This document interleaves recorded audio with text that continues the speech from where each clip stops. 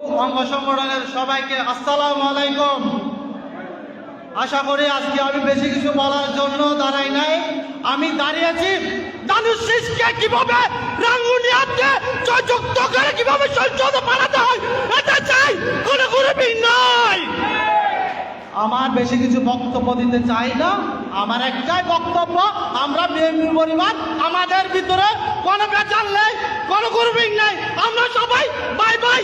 আমাদেরকে কেউ দমাতে রাখতে পারবে না, আমরা দানুশ শীষের পক্ষ নিয়ে কাজ করবো ইনশাআল্লাহ।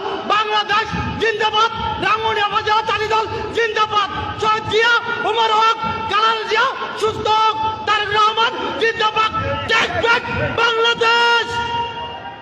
এখন আপনাদের সামনে বক্তব্য রাখবেন আমাদের চট্টগ্রাম পুরের বিশিষ্ট আইনজীবী, রাঙ্গুনিয়া উপজেলা লিগেল এইড কমিটির সম্মানিত সভাপতি স্নেহস্পত ছোট ভাই অ্যাডভোকেট জামালকে তার বক্তব্য